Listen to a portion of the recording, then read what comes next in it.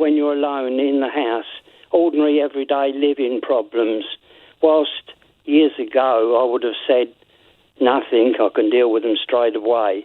Now they turn out to be major things, and again it causes anxiety. And I heard you say about the mental condition, and I do feel I was having counselling for my personal family difficulties before this, bereavements before this, and I just lost myself. Take your time. Where was I? Well, you were talking about your family and your counselling. Oh yes, I was having counselling, and I do find now that things that I could have coped with, I just cannot cope. Mental. Oh, that's what I was going to say. Yeah. When you refer to the mental condition, yes, I would say to you, I am mentally affected. For my age, I'm physically, I would say, great. I can walk. I'm 90, over 90. I can walk okay for my age. I feel limbs are a bit stiff, of course, but I can still use my limbs. So I'm really physically okay, but I know mentally it's affecting me badly. And what do you need to struggle mentally? What do you need to? And I think that if I can sum it up, I think it's like this. It was on LBC. I heard this lady say once. She described exactly as I feel this aloneness, and she said, "It doesn't matter how many phone calls you get. Once the phone call is over, you fall into a pit." And she is absolutely right. In some cases, I admire the lady previously, the young lady previously. She handled the situation extremely well, I thought.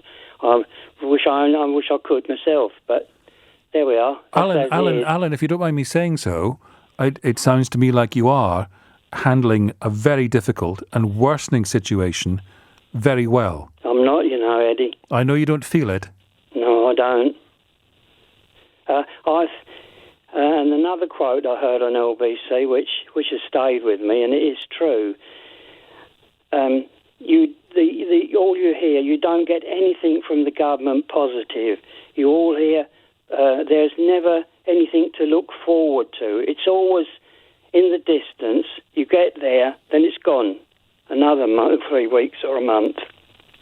There is no positive for us.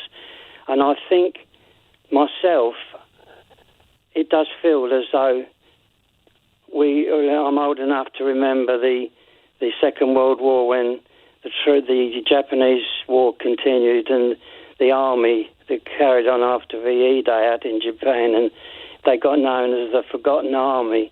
And I think we are the forgotten people of England. I'm not just speaking for myself. I'm thinking of the number of million people you said are in the same position. I don't want to hang up, Alan. I don't want to stop talking to you. That's very nice of you. That's very nice of you, Eddie. And there is the other quote I should have said, which I heard on LBC, and it was said, "What is the point of life if you cannot live your life?" At 91, I've not got many more years. Not in the 91st year. I haven't got many more years, have I? And there's thousands like me. Surely the government can do something to make our life a little bit better. Alan, would you mind, once I finish speaking to you, would you mind leaving your number? Because it would be nice if you were interested in doing it, and you don't have to, please don't feel obliged, but to come back on another programme and we can just talk again. How would that be?